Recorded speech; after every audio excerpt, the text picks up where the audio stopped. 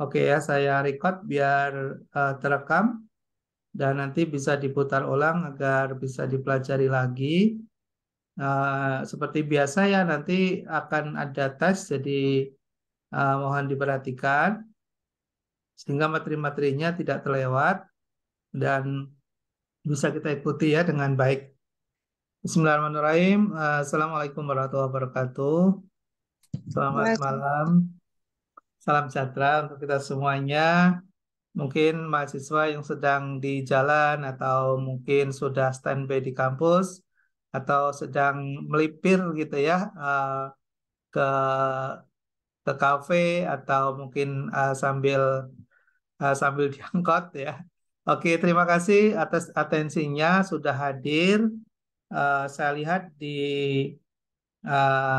ya di meeting Zoom ini, di Zoom meeting ini ada sekitar 16 ya, dari 20 mahasiswa. Jadi sudah cukup kita bisa mulai. Baik, kita akan lanjutkan materi tentang manajemen strategi yang sudah pernah kita bahas sebelumnya. Kita akan lanjutkan dalam bentuk bagaimana mempraktekkan balance scorecard ke dalam perusahaan atau organisasi gitu ya. Kita sudah mungkin masih ingat ya, di dalam balance scorecard itu ada berapa perspektif ya.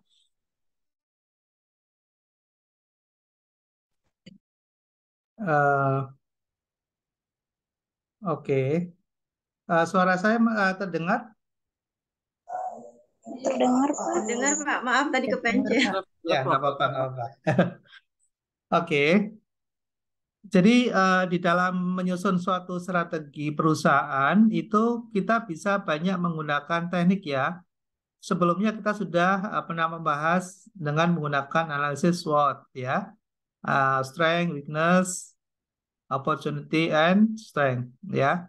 And threat. Jadi kita bisa menggunakan analisis SWOT untuk mengidentifikasi masalah atau menemukan potensi, lalu kemudian kita memberikan suatu solusi dan rekomendasi. Nah, dalam balance scorecard itu pendekatannya kita sudah pernah membahas itu ada 4 perspektif ya. Nah, perspektif-perspektif itu nanti kita akan turunkan ke dalam langkah-langkah ya, ke dalam tahapan-tahapan bagaimana kita mulai menyusun dari langkah yang pertama sampai langkah yang ke-11. Jadi ada 11 langkah yang perlu dilakukan di dalam menyusun suatu strategi dengan menggunakan balance scorecard. Langkah yang pertama, nanti kita akan bahas ya bagaimana penerapannya, yaitu visi dan misi. Jadi kalau misalnya kita nanti akan menyusun suatu strategi dengan menggunakan balance scorecard, maka langkah pertama yang perlu kita lakukan adalah menyusun visi, ya, membuat visi. Ya, semua saya yakin sudah pernah mendengar kata-kata ini, apalagi di dalam strategi di awal, kita sudah pernah membahasnya bagaimana menyusun visi, lalu kemudian menurunkan menjadi misi, gitu ya. Nah, setelah kita menyusun visi dan misi, baru kemudian langkah yang kedua adalah menyusun tujuan. Menyusun tujuan. Tujuan-tujuan dari yang tujuan pasti terkait dengan misi. Jadi misinya apa, lalu kemudian tujuannya apa. Setelah itu baru kemudian menyusun peta, ya peta strategi. Menyusun peta strategi, kemudian membuat bobot perspektif. Jadi kita buat bobot. Kenapa sih kita membuat bobot? Karena setiap tindakan yang kita lakukan nantinya harus terukur.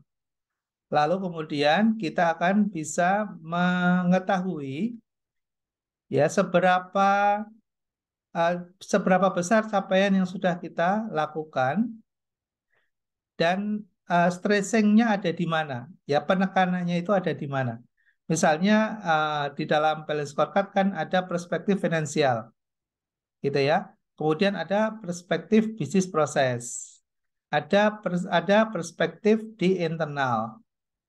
Nah, perspektif-perspektif itu nanti akan menjadi concern kita di dalam uh, menyusun tindakan-tindakan yang akan kita lakukan, gitu ya. Nah, bobot nanti akan uh, memberikan stressing pada pada tekanan apa yang mau kita berikan, apakah di financial, ataukah di SDM, ataukah di business process atau operation, ataukah di customer perspektif ya, atau di sisi tingkat kepuasan dari customer kita, dari nasabah atau dari konsumen kita, itu. Lalu kemudian langkah yang kelima adalah sasaran strategik. Ya, sasaran strategi kita itu apa? Baru kemudian menyusun indikator kinerja utama atau sering disebut dengan IKU ya. Oke, di kampus-kampus atau di perusahaan-perusahaan gitu, atau di kelembagaan pemerintahan gitu, di kementerian, di kelembagaan, kata-kata IKU itu menjadi hal yang sudah biasa ya, sudah biasa dan lumrah gitu, yang sudah menjadi kata-kata yang jamak digunakan. Jadi kalau nanti kalian suatu saat misalnya bergabung atau diterima ASN atau calon misalnya di suatu lembaga atau lembaga pemerintahan gitu, mendengar kata-kata IKU gitu ya. IKU apa sih IKU gitu ya? IKU itu adalah indikator kinerja utama ya.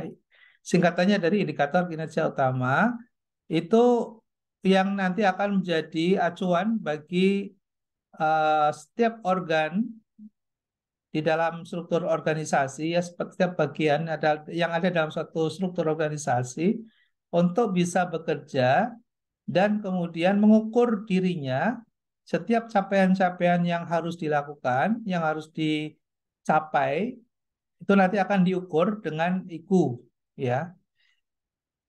Nah, lalu kemudian yang ketujuh adalah menyusun program kerja.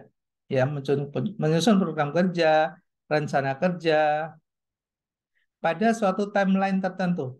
Jadi sudah uh, menyebutkan atau sudah menentukan waktu kapan tindakan atau rencana itu mau dilakukan. Itu pada langkah yang ketujuh. Baru kemudian yang kedelapan menyusun target. Ya, jadi kalau kita sudah menyusun rencana kerja, maka bikin target.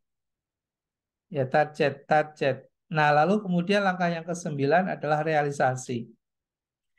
Realisasi maksudnya apa? Setiap kali tindakan yang sudah dilakukan, apakah sudah memberikan kontribusi terhadap capaian dari target itu. Jadi misalnya targetnya katakanlah kalau di penjualan misalnya ya, di penjualan, di sales misalnya dibuat suatu target dengan angka nominal ya, dalam volume nominal misalnya 1 miliar misalnya, 1 bulan 1 miliar gitu.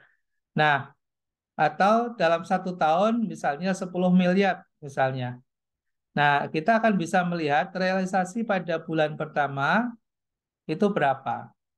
Misalnya ketemu di bulan pertama 1 miliar. Sedangkan targetnya misalnya uh, targetnya 1 miliar, misalnya realisasinya ketemu angka 800 juta misalnya. Maka kita bisa mengatakan bahwa capaian di bulan pertama ya untuk target 1 miliar dapat dicapai 80% ya, karena 800 juta. Jadi kita akan gunakan alat monitoring untuk mengetahui ya progres atau kemajuan dari suatu usaha-usaha yang dilakukan oleh organisasi, ya oleh struktur di dalam organ itu, ya per bagian. Nah, lalu skor pengukuran kinerja. Jadi kalau sudah kita tentukan targetnya, lalu kemudian kita lihat realisasinya seperti apa, lalu kemudian kita ukur, ya. Kita ukur tadi ya, misalnya targetnya 1 miliar per bulan, realisasinya misalnya ternyata 800 juta, misalnya, kita ukur tuh skornya berapa. Lalu kemudian bikin rekomendasi. Kalau tidak tercapai, kenapa? Masalahnya apa tidak tercapai? Apakah kondisi makro yang kurang bagus? Ataukah sumber daya yang mungkin menjalankannya tidak kompeten, gitu ya? Atau dukungan dari perusahaan yang tidak maksimal. Misalnya harusnya bisa berkeliling untuk menawarkan produk dari kantor ke kantor misalnya, ternyata tidak difasilitasi dengan kendaraan misalnya. Sehingga tenaga sales kita tidak bisa beroperasi misalnya gitu ya. Jadi dengan adanya pengukuran lalu kemudian kita buat rekomendasi. Kenapa tidak tercapai? Misalnya begitu. Kalaupun ada yang tercapai, kita juga perlu tahu kenapa bisa tercapai. Atau bahkan misalnya capaiannya lebih dari 100% misalnya. Nah, itu bisa menjadi lesson learn atau menjadi suatu best practice yang nanti bisa ditiru oleh yang lain. Wah, ini bisa kok ya capai 100% lebih misalnya. Gimana caranya gitu ya? Oh, ternyata ada cara-cara baru. Oh, ternyata menggunakan teknik-teknik baru. Nah, disitulah nanti perusahaan bisa menemukan suatu pola, ya, suatu pola best practice yang nanti bisa ditiru oleh yang lain. Oke, itulah tahapan-tahapan ya di dalam menyusun strategi dengan menggunakan balance scorecard. Nah, kalau kita coba implementasikan di dalam slide kita lihat ya, bagaimana kita menyusun visi lalu kemudian menentukan misinya dan tujuannya. Nah, tadi yang kita maksud dengan tahapan 1, 2, 3 itu, kalau kemudian kita lihat dalam bentuk pola yang sederhana, dalam format yang simpel, kita bisa lihat di dalam slide ini, ya. Jadi langkah yang pertama adalah menentukan visi, ya. Visinya apa, gitu ya? Visinya apa, lalu misinya, lalu tujuannya apa. Lalu langkah yang ketiga, bikin peta strateginya. Ini tahap yang ketiga, peta strateginya. Peta strategi untuk bisa mencapai customer. Bagaimana? Peta strategi untuk menyusun bisnis prosesnya. Ya, peta strategi untuk learning and growth, ya. Bagaimana untuk pengembangan SDM. Jadi learning and growth itu lebih kepada SDM, bicara tentang SDM. Kalau bisnis internal ini kalau dalam bahasa kita, dalam bahasa manajemen disebut dengan operation, ya disebut dengan operation. Tapi dalam konteks BSI ini disebut dengan bisnis internal atau proses. Oke ya, learning and growth itu kalau dalam bahasa manajemen itu sering disebut dengan SDM ya, Human Resources, sumber daya manusia. Lalu kemudian finance yang keempat, perspektif yang keempat adalah finance, anggaran. Oke ya, ini tahap yang ketiga dibuat dalam format seperti ini bisa, tahap yang keempat dan seterusnya. Jadi sampai ke tahapan yang ke-10 atau yang ke-11. Nah, contohnya bagaimana? Ini contohnya, ya kita nanti kalian bisa mendesain ya untuk tugas. Nanti saya akan arahkan agar kalian punya pengalaman menyusun visi misi, menyusun tujuan, menyusun strategi gitu. Ya, belajar itu perlu ada pengalaman ya. Kalau kita hanya mendengarkan begini, mungkin ada yang memang sedang fokus, ada yang tidak fokus, gitu ya. Ada yang sedang sambil jalan di kereta, jadi saya kira tidak akan optimal, gitu ya, tidak akan optimal. Tapi kalau kita nanti mencoba untuk belajar menerapkan, belajar dan berlatih, baru nanti punya pengalaman. Bagaimana sih menyusun visi dan misi, gitu ya, dan seterusnya. Lalu kemudian ikuti nanti tahapan yang ketiga, yaitu membuat peta strategi. Nah, dalam peta strategi ini nanti bisa lihat contohnya, ya lihat contohnya, lihat contohnya. Ini yang dimaksud dengan peta strategi atau strategic map, ya. Strategi map atau peta strategik adalah hasil, dia contohnya ini, hasil, hasil apa? Pemetaan guna memberikan arah sasaran strategik yang mengembangkan alur keseimbangan balance antara berbagai perspektif jangka waktu, lingkup perhatian dalam rangka mewujudkan satu sistem manajemen untuk mengelola implementasi strategi. Itu strategic map. Nah, gimana penerapannya? Ya, penerapannya kita bisa lihat di dalam contoh berikut ini. Ya, ini contohnya peta strategi. Peta strategi ini peta strategi. Gimana cara membaca peta strategi ini? Oke ya, kita perspektifnya tetap menggunakan 4 perspektif ya. Perspektif pelanggan, perspektif bisnis proses, perspektif pembelajaran dan pertumbuhan, dan perspektif finance. Nah, kita ambil titik ya, titik yang akan menjadi penarik itu apa sih? Bisnis akan berhasil kalau ada kepuasan dari pelanggan. Kalau pelanggan tidak puas, maka bisnis bisa berhenti karena tidak mau melakukan pembelian ulang. Ya, akan ditinggalkan oleh pelanggan. Kalau pelanggan sudah meninggalkan, berarti artinya penjualan akan menurun. Kalau tidak ada perbaikan, maka lama-kelamaan bisnis akan berhenti ya, karena kan kehilangan pelanggan. Jadi kunci utama dari suatu bisnis adalah kepuasan pelanggan. Nah, kepuasan pelanggan ini bisa terjadi gitu ya. Ya, bisa terjadi kalau didukung dengan adanya bisnis proses yang memadai. Bisnis prosesnya apa? Misalnya proses pelayanan yang cepat, ya, memperpendek siklus proses. Ya, siklus proses pelayanannya pendek ya sehingga cepat. Menyederhanakan prosedur, misalnya. Ya, strateginya adalah menyederhanakan prosedur sehingga dalam memberikan keputusan-keputusan bisnis cepat sehingga pelanggan lebih mendapatkan kepuasan yang lebih baik. Lalu untuk bisa memperpendek proses, apa sih yang dilakukan? Oh, meningkatkan profesionalisme atau kapasitas dari SDM-nya. Nah, ini pembelajaran dan pertumbuhan. Kemudian meningkatkan akuntabilitas kinerja.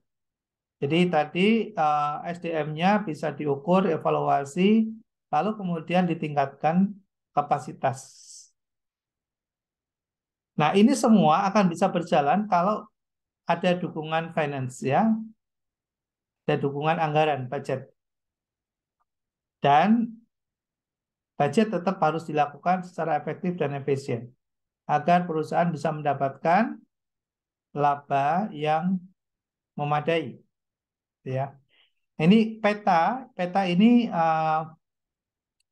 menjadi acuan nanti pada saat kita akan menurunkan ke dalam tahapan yang berikutnya.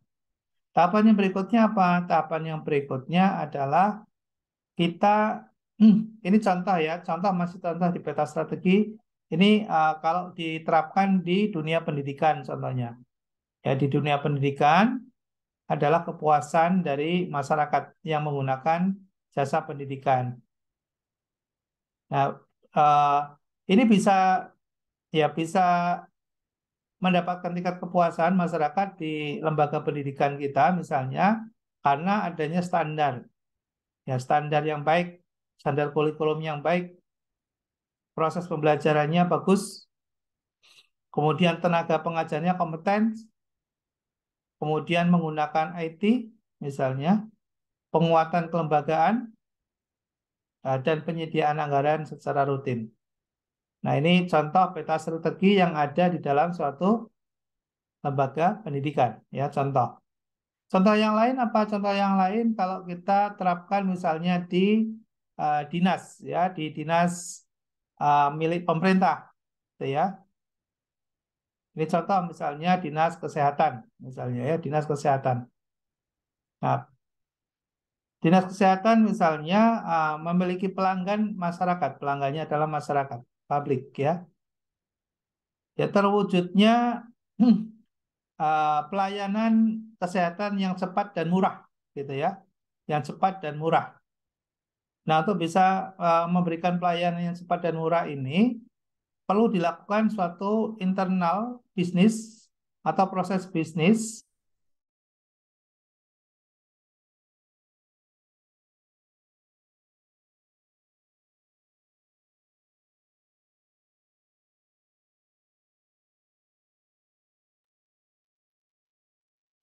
Halo, tes. Iya, Pak. Suaranya Sinyalnya Halo lagi Pak, off ya? tadi Tadi sempat mati ya? hilang, Pak. Sempat hilang ya? Iya, buat hilang, Bro. Sampai di mana tadi ya? Terakhir ya? Contoh di Prof. Sampai di ini contoh dinas kesehatan ya? Iya, betul, Prof. Oke. Ini hilang ya ininya ya? Apa tayangannya hilang ya?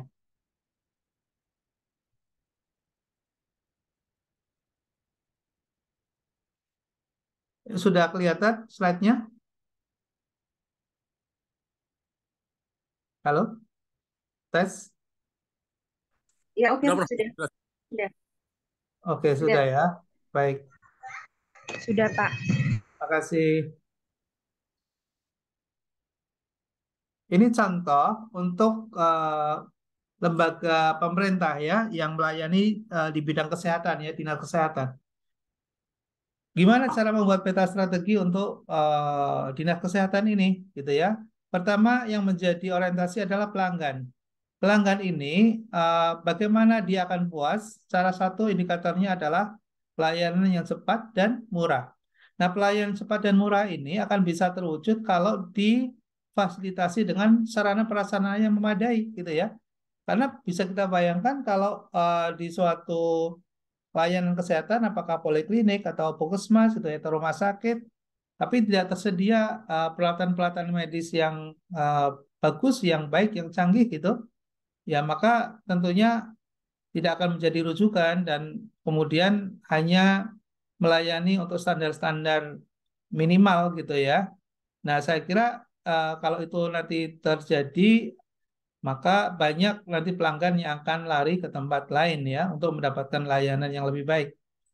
Jadi ini merupakan salah satu dari strategi yang harus dilakukan oleh suatu institusi yang bergerak di layanan kesehatan ya, sarana prasarana. Kemudian yang kedua adalah tersedianya SDM yang terampil.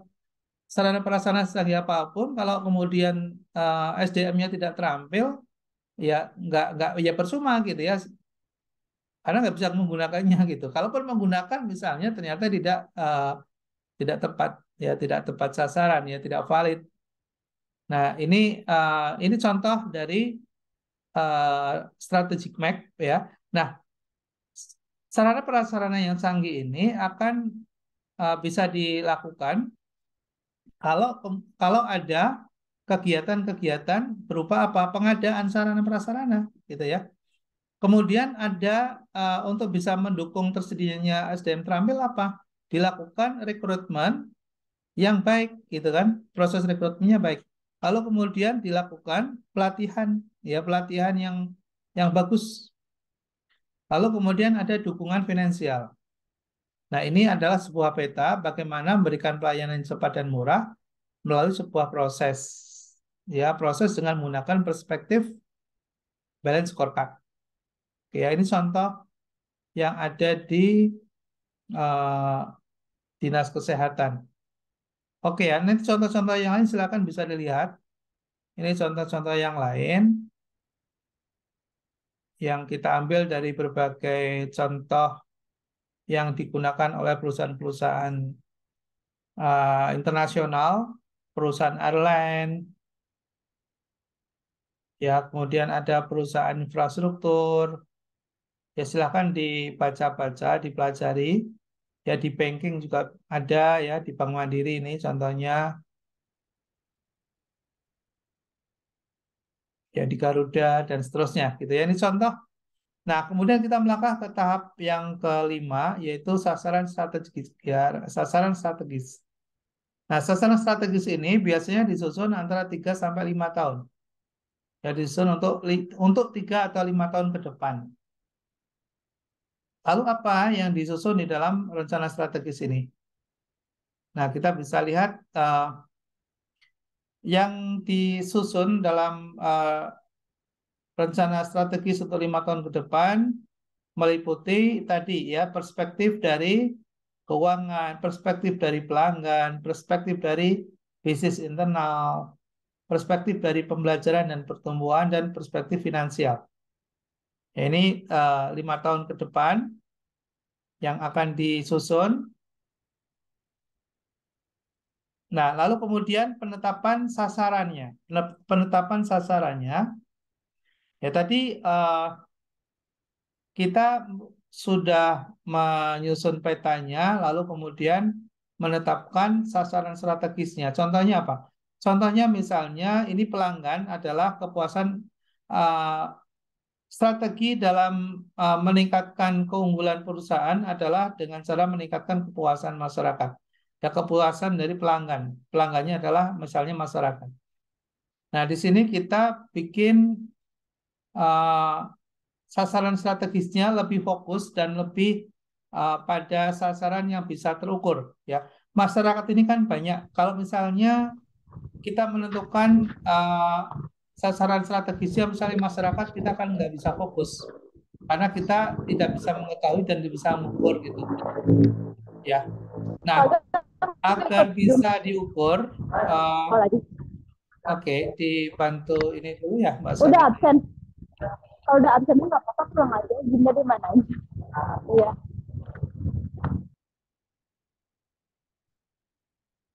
Oke.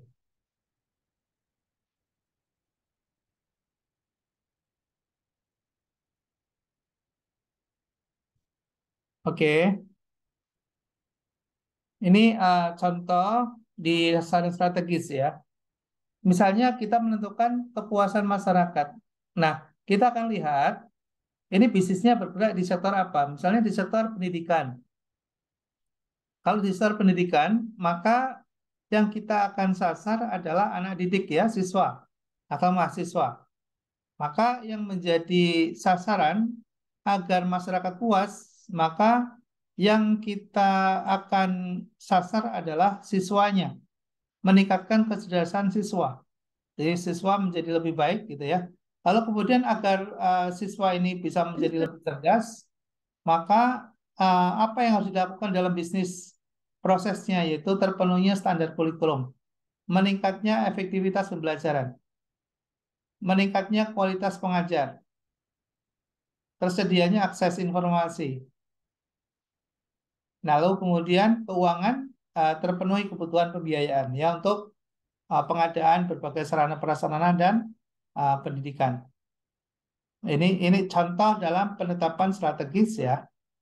Jadi kita sudah lihat di petanya, lalu kemudian bobotnya, ya bobotnya pelanggan berapa persen, kemudian proses bisnis internalnya berapa persen, kemudian learning and growth-nya berapa persen, keuangannya berapa persen. Ini nanti untuk mengukur skornya, ya skornya berada pada nanti ketika kita akan jalankan, implementasikan, kita nanti bisa mengukur capaian-capaian kita itu sudah berapa persen yang kita lakukan gitu ya. Oke. Kemudian tahap berikutnya adalah, oke, sambil tes ya. Ini suara saya terdengar nggak ya? Halo? Oh, oh, agak putus, Pak. Hmm, Terputus-putus, Pak. Maaf. oh ya kayaknya kurang bagus nih di saya. Sinyalnya saya pakai Telkomsel padahal nih.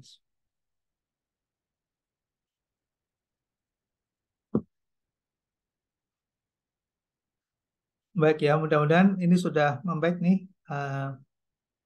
jaringannya.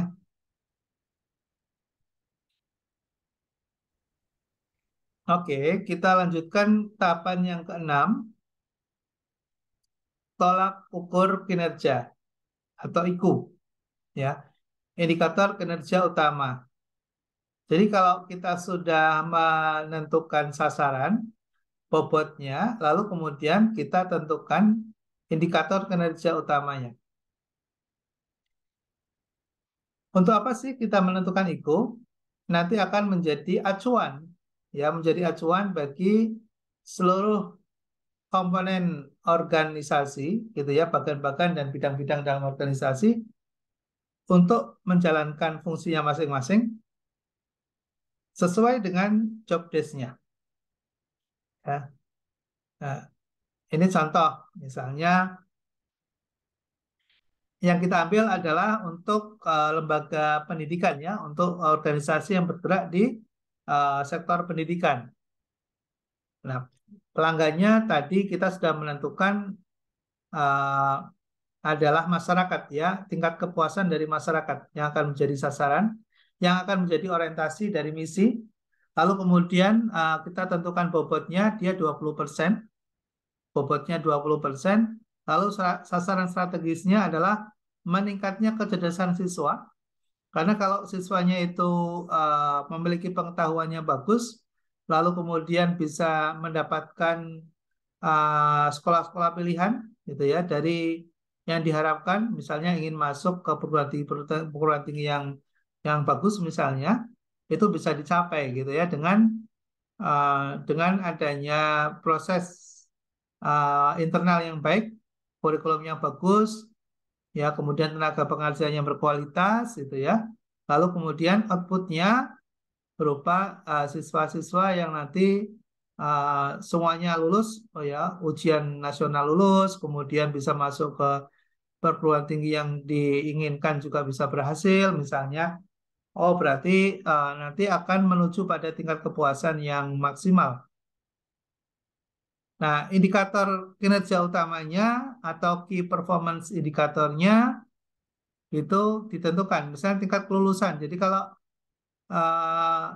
hasil dari proses pendidikan yang dilakukan, misalnya ditentukan 80% lulus ujian nasional, misalnya.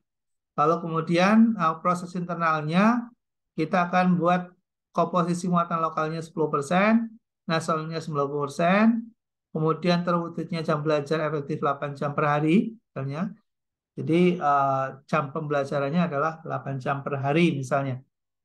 Lalu kemudian di dalam learning and growth, misalnya, yang terkait dengan human resources, jumlah guru yang bersertifikat secara nasional meningkat ya, misalnya, kelengkapan dan kesediaan informasi, kemudian tingkat keyakinan masyarakat, itu menjadi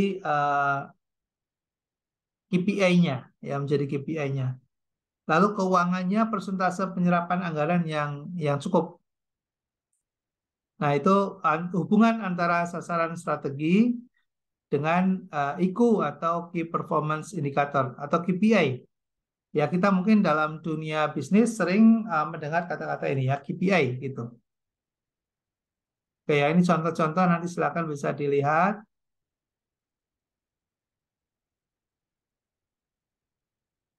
Ini penjelasannya. Oke, kita lewati saja. Nah, tahap yang ketujuh adalah rencana tindakan. Jadi kalau kita sudah punya KPI, lalu kemudian kita susun rencana tindakan. Apa sih yang mau kita lakukan, gitu ya? Apa sih yang mau kita ingin capai, gitu ya? Ini kita turunkan ke dalam rencana tindakan ini. Nah, rencana tindakan kalau kita lihat ya di dalam contoh ini,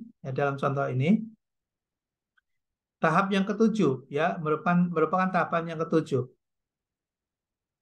Nah, tindakannya apa? Kita lakukan monitoring dan evaluasi. Jadi setelah kita menentukan KPI, lalu kemudian tindakannya adalah kita lakukan monef, gitu ya, agar kita bisa mengetahui kalau ada penyimpangan atau ada kesulitan, misalnya kita bisa berikan suatu solusi agar capaian 80% yang lulus ini contohnya bisa tercapai, gitu. Lalu adakan sosialisasi, ya, sosialisasi dalam tata tertib, proses pembelajaran dan sebagainya, misalnya dijelaskan ya dalam rencana tindakan. Lalu kemudian dalam perspektif learning and growth, ya, kita bisa lakukan tindakan berupa diklat sertifikasi, misalnya ya, pengadaan sarana IT, misalnya, pemberdayaan lembaga, misalnya, dan seterusnya. Jadi rencana tindakan merupakan langkah lanjut dari penentuan KPI itu tadi ya. Nah, kemudian untuk berikutnya kita akan menentukan bagaimana membuat target ya. Kita sudah menentukan KPI lalu target ya. Ini targetnya. Nah, target itu kita bisa susun dengan menggunakan metode SMART ya. Ya, SMART. Jadi stretch, measurable, agreed, realistic, time bound. Time bound. Artinya apa? Artinya kita akan menentukan suatu kegiatan yang sifatnya menantang ya. S ini ada yang mengatakan adalah spesifik ya, spesifik. Jadi bisa aja S itu diartikan sebagai spesifik. Spesifik itu khusus ya, khas atau sesuatu yang lebih terukur, mudah dan terukur. Nah, kalau kita terapkan di sini target ya dari rencana tindakan, misalnya ini sudah jelas ya, misalnya untuk pelanggan kita KPI-nya adalah di angka 80% kelulusannya, lalu kemudian rencana tindakannya melakukan MONEF, lalu kemudian targetnya 80%.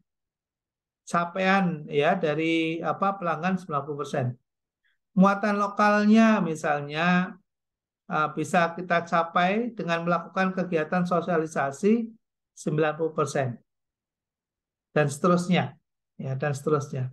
Jadi target-target itu kuantitatif ya sifatnya, jadi bisa diukur ya, bisa diukur secara kuantitatif itu target. Nah, lalu kemudian realisasinya berapa? Jadi seperti yang kita jelaskan di awal, kalau kita sudah membuat target, lalu kemudian kita lakukan ya tindakan-tindakan untuk mencapai target itu, lalu kemudian kita ukur realisasinya berapa persen. Nah, kalau ini contoh, misalnya di tahap 9 ini, targetnya 80%, tapi yang tercapai 80%. Ya. Nah, kalau kita ternyata realisasinya 80%, dari target 80%, berarti sudah sesuai ya, matching. Ya, jadi kita harapkan antara target dan realisasi itu sama, atau minimal sama atau lebih besar ya, lebih capainya lebih baik. Oke ya, untuk memahami tentang KPI ini ada beberapa tambahan ya, nanti silakan dipelajari.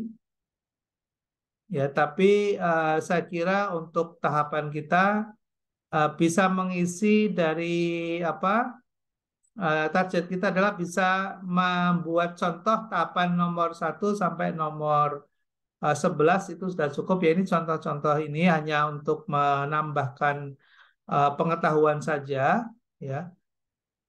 Nah, nanti yang kita buat bentuknya seperti ini saja ya. Jadi ada perspektif gitu ya. Sampai ke tahapan yang ke-10. Jadi tahapan 1, 2, 3 menentukan visinya apa, misinya apa, tujuannya apa gitu ya. Nah, dibuat itu ya dalam Excel saja. Ya. Silakan nanti untuk organisasi sendiri boleh atau tempat kantor kita juga boleh gitu ya. Silakan nanti bisa dibuat. Nanti kalau sudah selesai bisa diupload ya, bisa diupload nanti di sistem. Oke ya, nanti terakhir adalah rekomendasi ya, terakhir adalah rekomendasi. Jadi setelah kita menentukan tahapan 1 sampai tahapan ke-10 ya, di tahapan 10 itu kita sudah bisa mendapatkan informasi mengenai skornya ya, mengenai skornya. Nah, skor itu kita bisa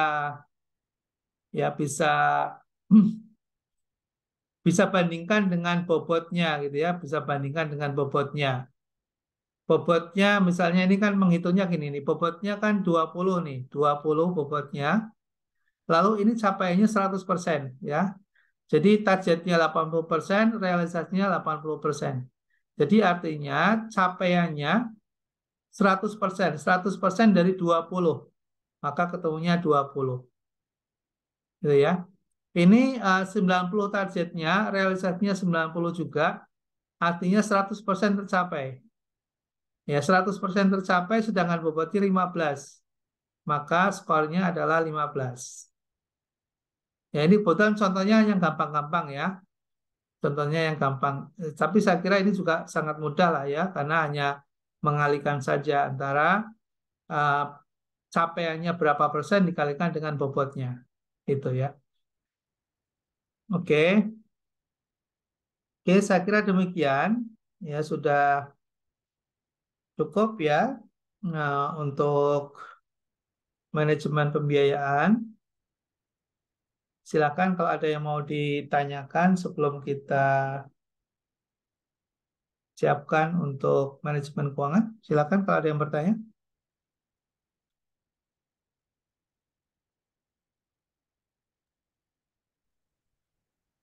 Ada yang ingin ditanyakan, silakan. Izin bertanya ya Pak. Boleh. Ya, izin bertanya. Ini kan sejauh ini balance scorecard ini termasuk relevan ya Pak dipakai sampai sekarang gitu ya. Iya. Nah, pertanyaannya apakah ada kelemahan dari apakah ada kelemahan dari balance chart ini sendiri? Demikian Pak, terima kasih. Ya. Terima kasih Mbak Nila. Yang menjadi kelemahan adalah kita sendiri. Ya, terkadang kita kurang memahami, ya sehingga dalam penerapannya eh, mungkin dirasa complicated, ya, dirasa cukup komprehensif, ya, dirasa mungkin kalau tidak disertai dengan pengetahuan dan data serta informasi yang memadai, balance scorecard ini menjadi sesuatu yang terlihat sulit, gitu ya, terlihat sulit, terlihat rumit, gitu, dibandingkan dengan menyusun dengan menggunakan SWOT. Kalau SWOT lebih sederhana, gitu ya. Jadi kelemahannya adalah karena dari semua perspektif itu diukur ya sehingga kelihatan complicated. Itu ya kelemahannya di situ. Oke, ada lagi mungkin? Terima Prof, kasih ini banyak. Ya, sama-sama. Silakan. Prof mau tanya Prof. Silakan. Ya, ini target misalnya satu instansi atau perusahaan atau bisa divisi misalnya divisi marketing sendiri gitu Prof. Iya, kalau rencana strategis itu adalah rencana korporasi ya, bukan rencana unit bisnis. Ya, jadi kita mengandaikan kita sedang akan membuat rencana strategis. Kalau di unit bisnis namanya SBU ya, Strategic Business Unit, beda lagi. Ya, menyusun SBU itu ada ada tekniknya sendiri. Gitu ya, Mas Muria. Jadi yang kita susun untuk rencana strategis itu adalah rencana corporate holding, ya corporate induknya. Siap. Nah, nanti diturunkan menjadi SBU, ya Strategic Business Unit. Kalau punya beberapa business unit. Nanti dari Strategic Business Ya, Unit siap. diturunkan lagi, ya menjadi action plan, gitu untuk masing-masing bagian. Oke ya, Ya, makasih Mas. Prof Ya, penjelasan. ya, sama-sama. Ya. Oke, ada lagi yang lain? Ya, jadi nanti setelah ini ya 1 minggu silakan disusun ya untuk satu perusahaan silakan dipilih. Syukur-syukur biasanya perusahaan kan sudah punya itu silakan aja. Misalnya mau karena sedang belajar ya lihat yang sudah ada ya silakan aja nggak apa-apa gitu. Misalnya Anda menemukan strategic bisnis dari Garuda misalnya, Garuda Airlines misalnya. dengan menggunakan balance scorecard. Atau Anda baca laporan dari Bank Mandiri, kemudian Anda temukan visi, misi, tujuan, Anda temukan juga di situ ada skor, ada sasaran gitu ya, ada target. Nah, biasanya kalau perusahaan-perusahaan publik itu dia open ya, dia buka karena eh, perlu diketahui oleh para pemegang saham. Ya silakan aja kalau misalnya mau ambil contoh itu ya. Nanti saya tunggu pada pertemuan berikutnya. Eh, di di hari Rabunya ya sebelum perkuliahan sudah tersubmit ya di dalam apa di dalam e-learning saya ya. Jadi nanti bahannya ini silakan digunakan untuk acuan untuk menyusun dengan menggunakan format pakai Excel saja ya biar mudah pakai Excel saja. Pakai Excel saja. Jadi nanti dibuat tahap 1, tahap 2, tahap 3 gitu. Oke, ada yang mau ditanyakan lagi mungkin?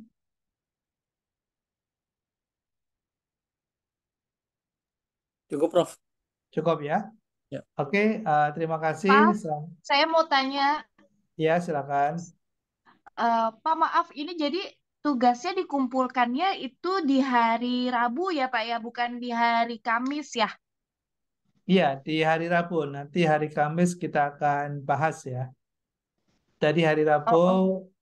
Kamis itu sudah ada tanggal merah, Prof. Hari tanggal 1 Juni itu tanggal merah, Prof. Oh, tanggal merah ya? Iya. Berarti 2 minggu Oh, lagi Pak. Kelas maksudnya, ya ada pengganti mungkin ya hari Rabu berarti ya? oh berarti hari Rabu minggu ini adalah kelas pengganti Bapak untuk yang kelas pagi Boleh. hari ini gitu ya Pak ya? Iya, iya, Oh ya. Baik iya. Pak, terima Hari Rabu. kasih. Selamat. Ya, makasih Pak Rian. Oke, terima kasih. Kalau nggak ada pertanyaan lagi, nanti kita akan infokan di grup ya, kapan harus dikumpulkan. Tadi terima kasih udah info. Minggu depan hari Kamis tanggal merah ya. Jadi kita nggak perkuliahan kita pasti libur. Kita akan switch mungkin di hari Rabunya. Baik, terima kasih atas atensinya. Uh, karena masih dalam perjalanan ya, masih mungkin ada yang masih bisa dilanjutkan atau sudah cukup untuk mata kuliah berikutnya? Halo? Dilanjut kayak juga nggak apa-apa, Prof. Masih kuat? Karena kan Kamis kemarin itu kan ini, Prof ya. Kamis kemarin itu kan libur juga, Prof. Kampus kemarin libur ya? Iya. Nanti Iya, tanggal merah juga, Prof. oke, ya nanti tanda tangannya aja yang di ini absennya ya biar tidak kurang. Iya, boleh, Prof. Oke, dikebut aja sama sekarang, Prof. Buat ganti yang kemarin. Baik, ini rekodnya saya tutup dulu.